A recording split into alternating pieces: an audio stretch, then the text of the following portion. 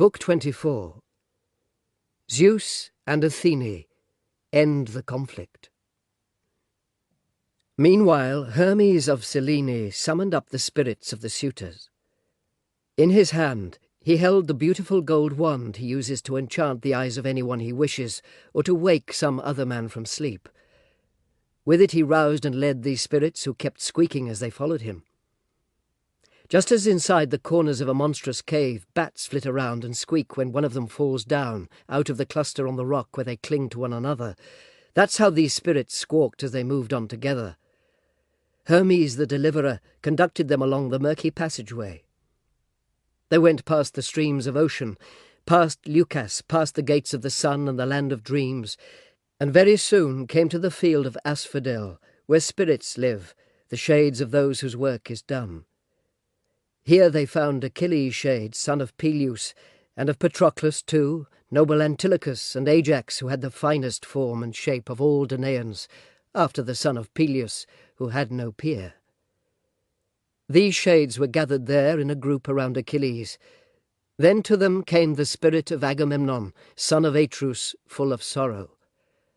Around him were assembled shades of all those who had been killed with him and met their fate in Aegisthus' house.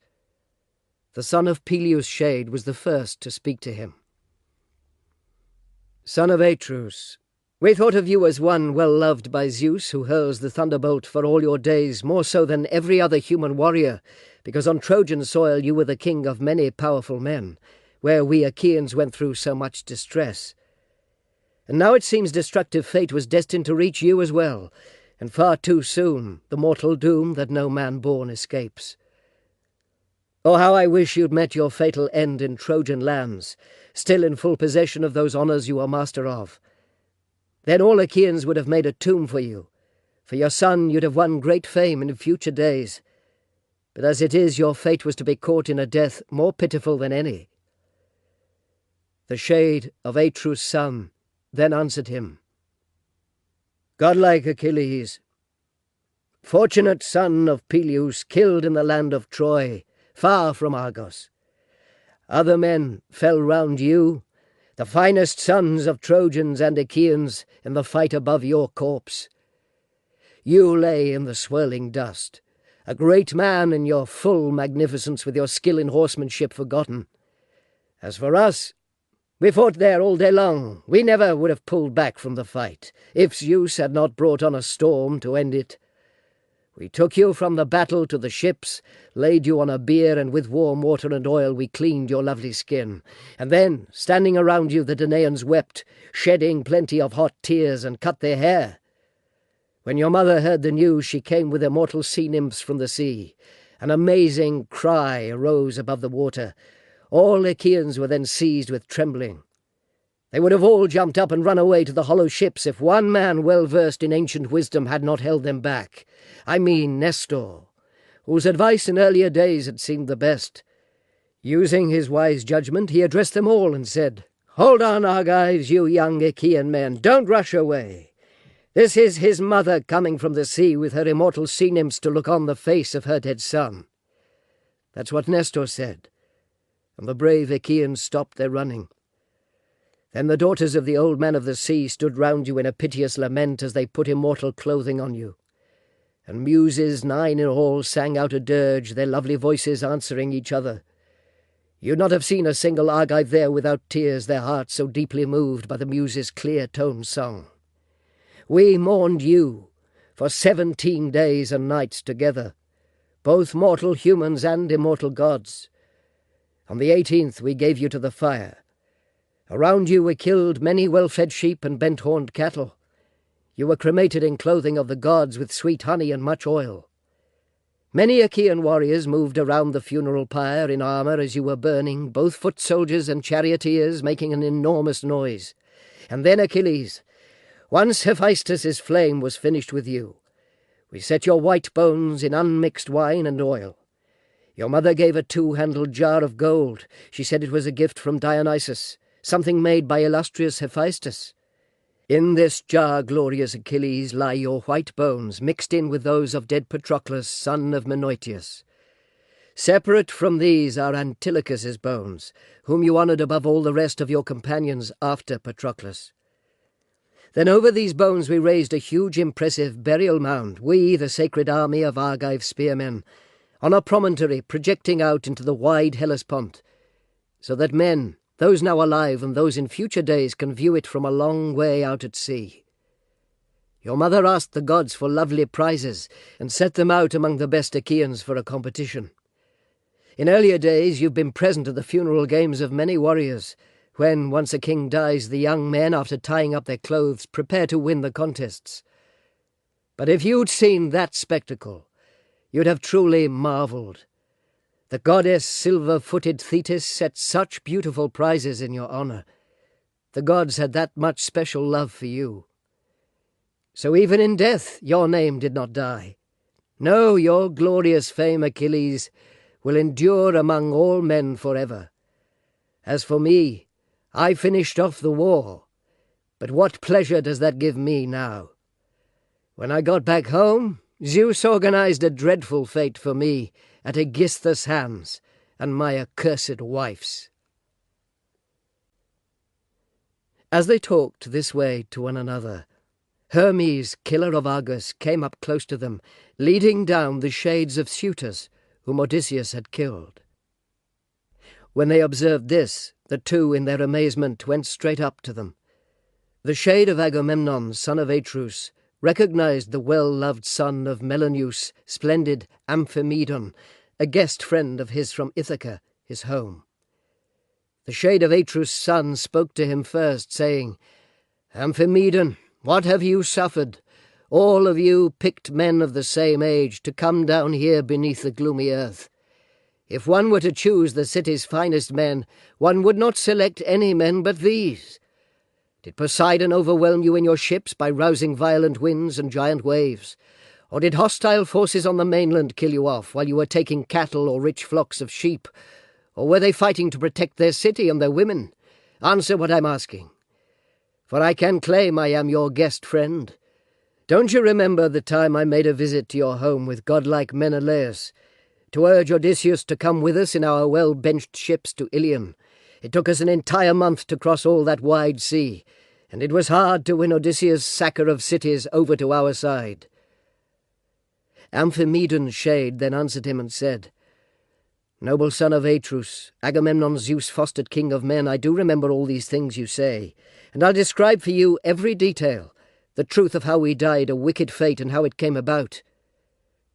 For many years Odysseus was away from home, so we began to court his wife. She did not refuse a marriage she detested, nor did she go through with it. Instead she organized a gloomy destiny for us, our death.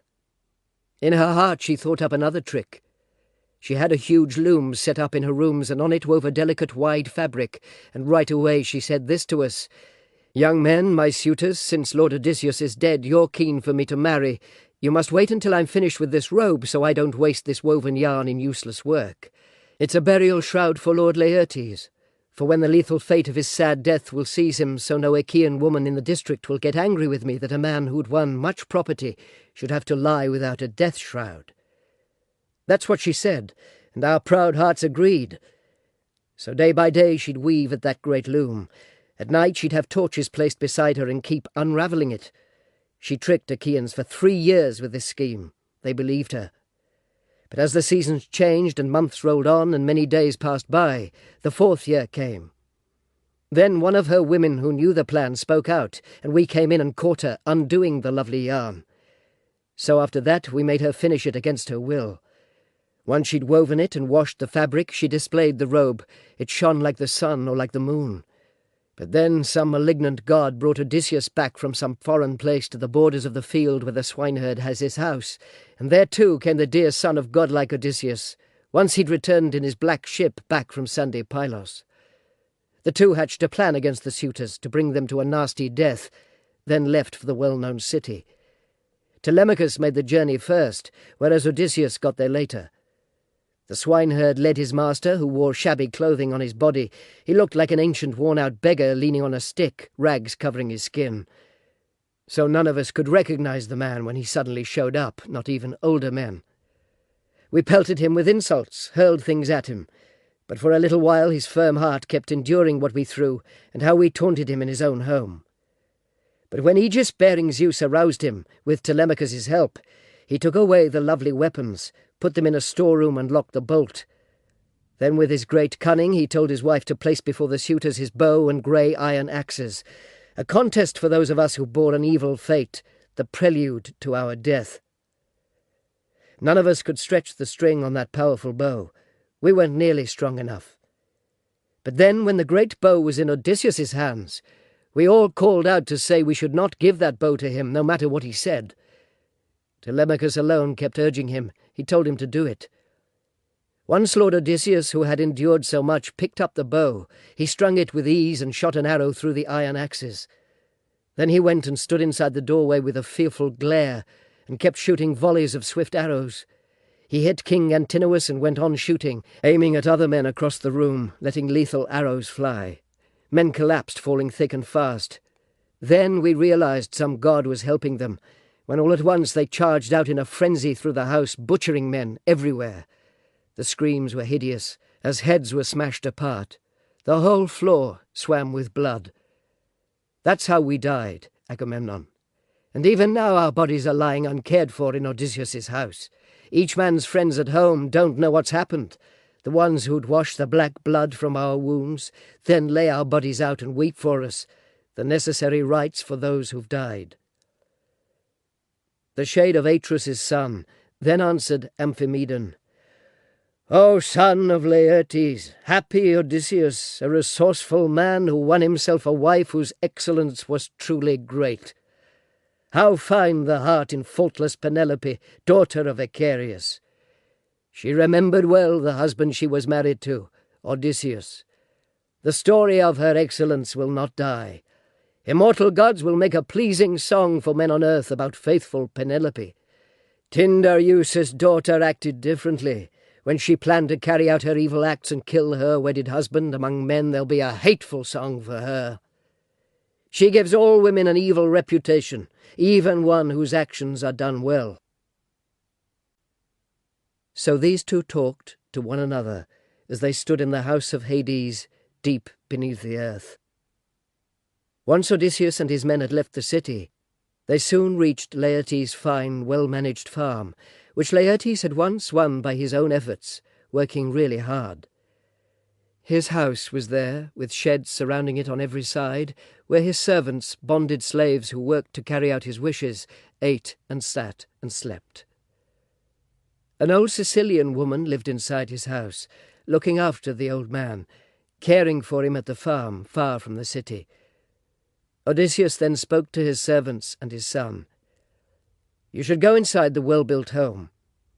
Hurry up and kill the finest pig there is so we can eat. I'll sound out my father to find out if he can recognize me, see who I am, once he's laid eyes on me, or if he doesn't know me any more since I've been away so long." Odysseus spoke, then gave his battle weapons to his servants. They quickly went inside the house. Then Odysseus, walking out to test his father, came up beside the fruitful vineyard, and from there continued down to the extensive orchard where he failed to find Dolius or any of his father's slaves or sons. They'd gone off to gather large rocks for the wall around the vineyard, with the old man in the lead. In the well-established vineyard he found his father.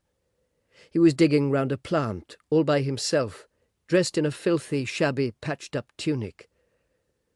Around his legs he'd tied shin pads stitched from oxhide to protect himself from scratches, and on his hands he had on gloves, since there were thistles in that spot.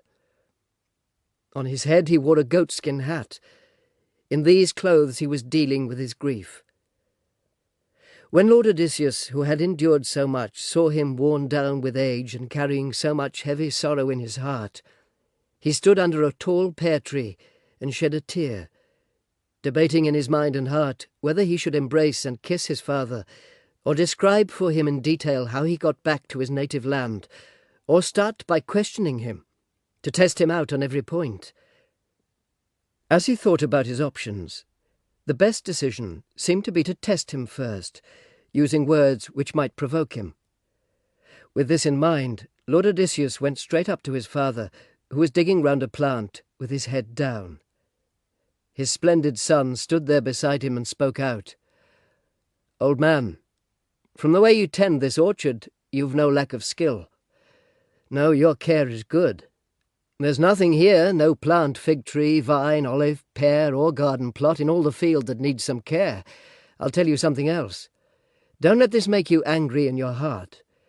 You yourself are not being well looked after. Along with your old age, you're filthy dirty, and badly dressed in those disgusting clothes. Surely it can't be because you're lazy. Your lord refuses to look after you. In appearance you don't seem to be a slave, not when one sees your stature and your shape. You're like a king, the kind of man who bathes and eats and goes to sleep in a soft bed as old men should. So come now, tell me this, and speak out candidly. Whose slave are you? Whose orchard are you tending? And tell me the truth about this, too, so I understand. Is this place we've reached really Ithaca, as some man I just met on my way here told me? His mind was not too clever. He didn't try to tell me any details or listen to my words when I asked him about a friend of mine, if he's still alive or is in Hades' home, already dead. I'll explain it to you, listen to me, and pay attention. In my dear native land, I once entertained a man, someone who'd come to my own home. No other human being from far away has visited my house as a more welcome guest. He said he came from Ithaca. He told me his father was Laertes, son of Archesius. I took him to the house, entertained him with generous hospitality, and gave him a kind reception with the many things I had inside my home, providing him appropriate friendship gifts. I gave him 7 talents of finely crafted gold, a silver mixing bowl etched with flowers, 12 cloaks with single folds, 12 coverlets, as many splendid cloaks, and, besides these, as many tunics, and what's more, 4 women skilled in fine handicrafts, and beautiful, the very ones he wished to choose himself. Then his father shed a tear and answered him. Stranger, yes, indeed, you've reached the country which you asked about. But it's been taken over by arrogant and reckless men. Those presents, the countless gifts you freely gave, are useless. If you'd come across him still living here in Ithaca, he'd have sent you on your way after paying you back with splendid presents and fine hospitality. That's the right of him who offers kindness first. But come, tell me this and make sure you speak the truth. How many years ago did you welcome him, that unlucky guest, my son, if indeed such an ill-fated man ever was alive? Somewhere far from his native land and friends, the fish have eaten him down in the sea, or on land he's been the prey of savage beasts and birds. Neither his father nor his mother, we who gave him birth, could lay him out for burial or lament for him. Nor did the wife he courted with so many gifts, faithful Penelope, bewail her husband on his bier, closing up his eyes in death, as is appropriate, though that's a right we owe the dead. And tell me this as well, speaking the truth so I can understand. Among men, who are you? Where are you from? What is your city? Who are your parents? Where did you and your godlike companions anchor the swift ship that brought you here? Or did you come on other people's ship as passenger, men who let you disembark and then set off again? Resourceful Odysseus then answered him. All right, I'll tell you everything quite truthfully. I come from Alybus, where I have a lovely home. I'm the son of Aphidus, Lord Polypoemon's son. My name's Eperitus. But then some god made me go off course from Sicania, so I've come here against my will. My ship is anchored over there, close to the fields far from the city. As for Odysseus, this is the 5th year since he went away and left my country. That unlucky man. There were auspicious omens from some birds flying on the right when he departed. So when I sent him off, I was happy, and so was he. The hearts in both of us hoped we'd meet again as host and guest, and give each other splendid presents. As Odysseus said these words, a black cloud of grief swallowed up Laertes. With both hands he scooped up some grimy dust and dumped it over his grey hair, moaning all the time. He stirred Odysseus' heart. Already, as he looked at his dear father, sharp pains were shooting up his nostrils. He jumped over, embraced Laertes, kissed him, and then said, "Father, I'm here, the very man you asked about. I've returned here in the 20th year, back to my native land. Stop your grieving, these tearful moans. I'll tell you everything, though it's essential we move really fast. I've killed the suitors in our home, avenged their heart-rending insolence, their evil acts." Laertes then answered him and said, "If that's true, if you are indeed my son Odysseus and have come back, show me some evidence, something clear, so I can be quite certain."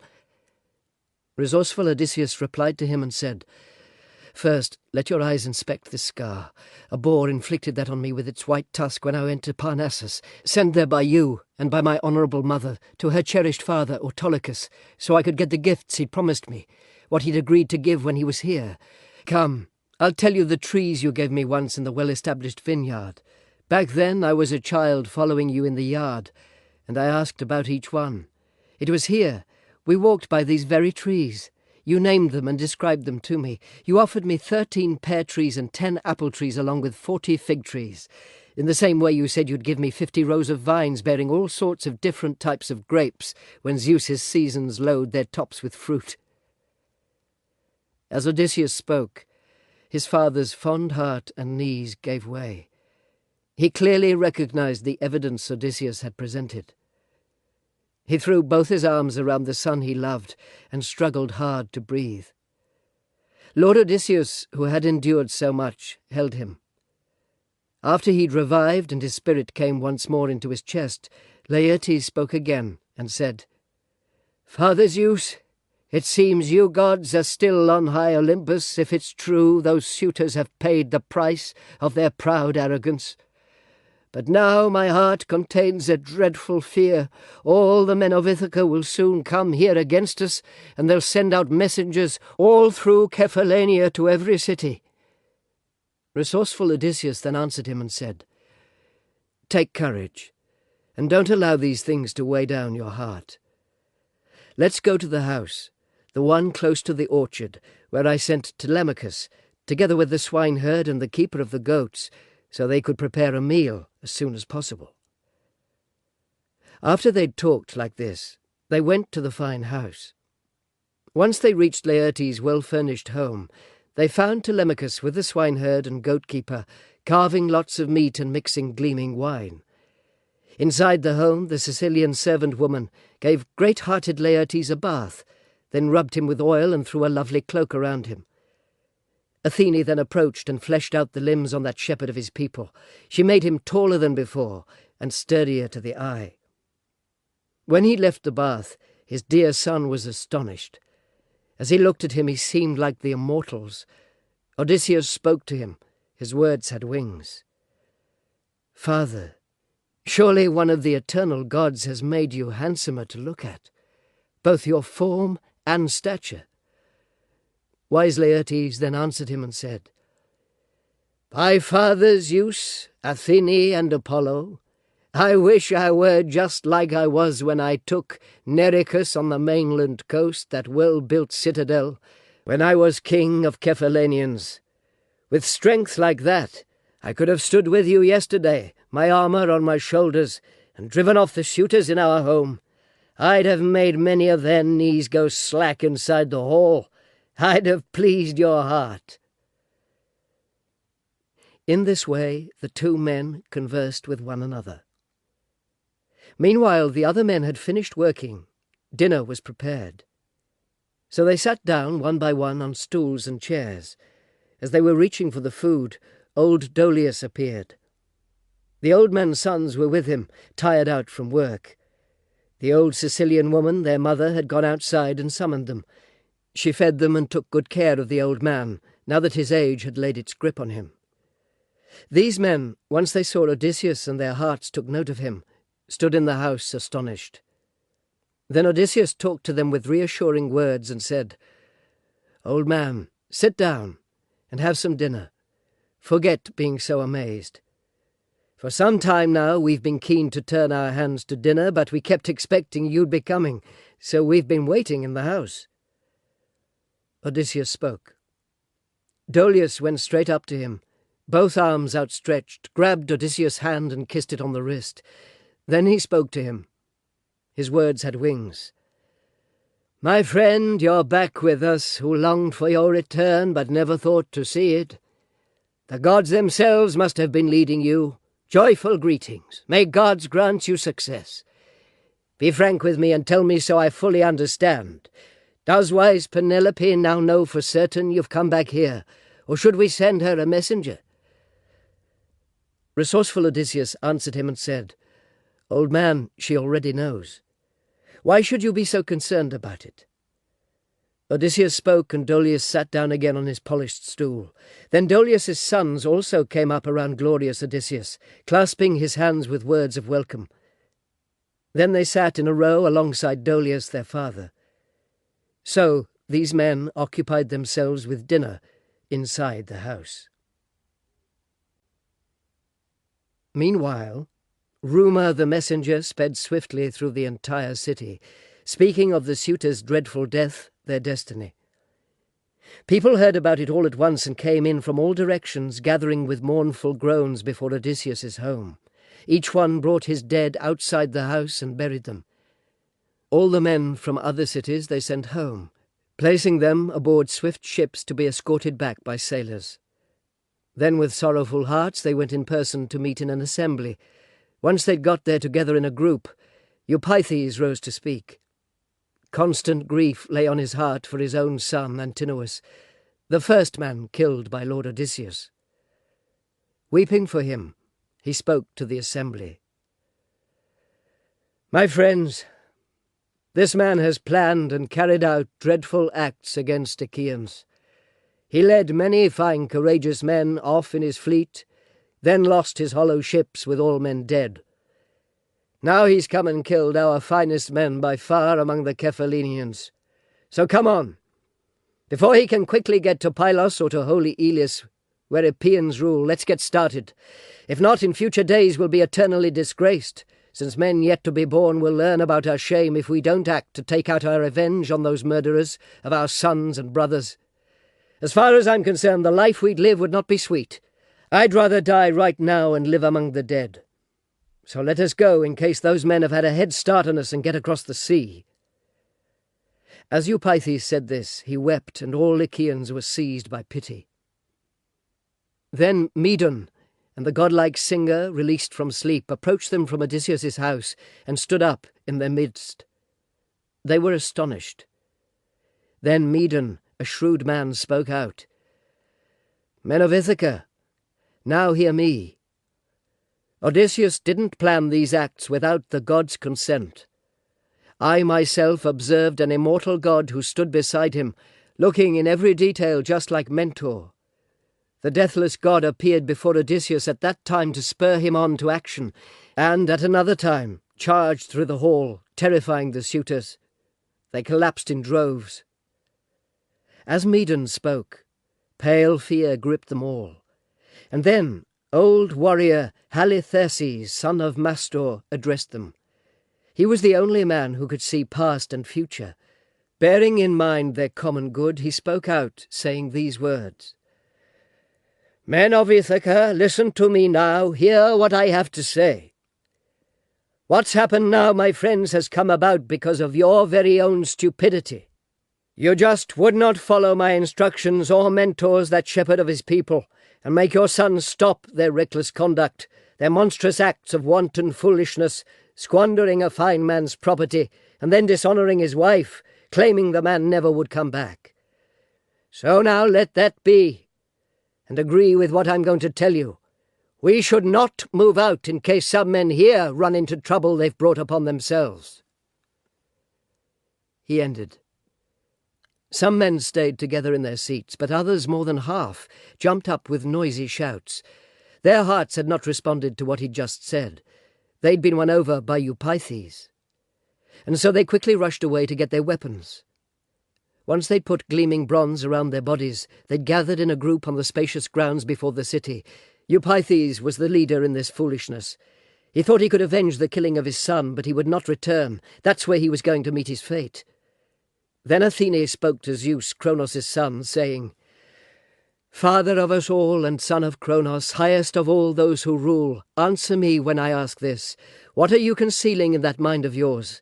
Will you be creating further brutal war and dreadful battle, or bring both sides together here as friends?" Cloud-gatherer Zeus then answered her and said, "My child, why are you asking this of me? Why these questions? Were you not the one who devised this plan all on your own, so Odysseus could take out his revenge against these men after he got back? Do as you wish. But I'll lay out for you what I think is right.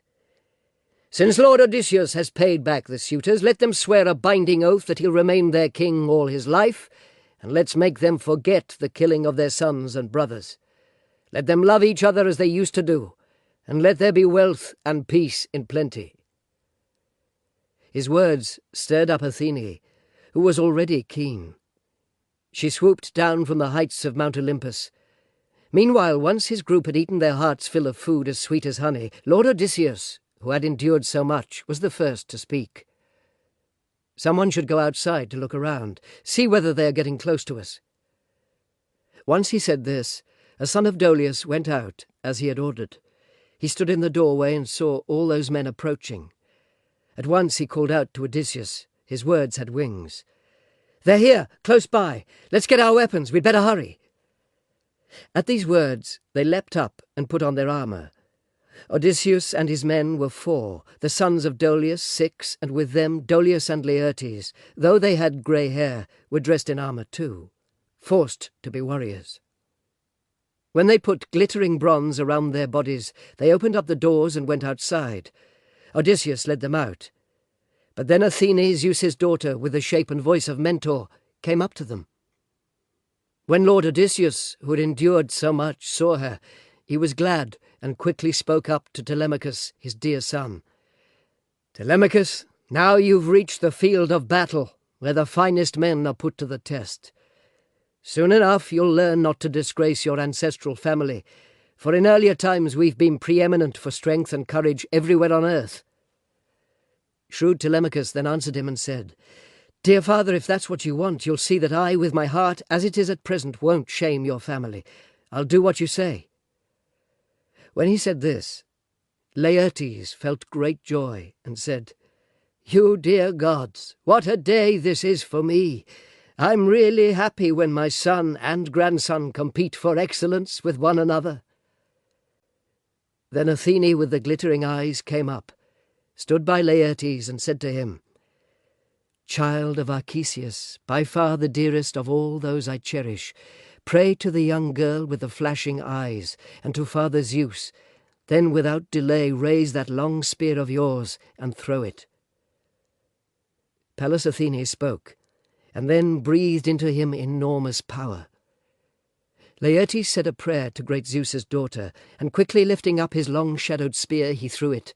It hit home, through the bronze cheekpiece on Eupeithes' helmet, which didn't stop the spear. The bronze point went on through. Eupeithes fell down with a thud, his armour crashing round him. Odysseus and his splendid son charged at the fighters in the front, striking them with swords and two-edged spears. They'd have killed them all, cut them down so none of them returned.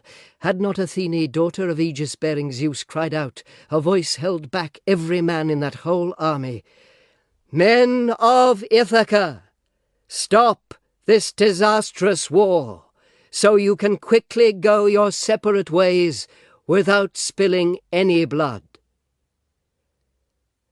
Athene spoke, and pale fear gripped the men.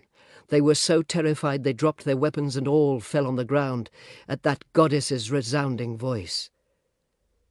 They turned round, back towards the city, eager to save their lives.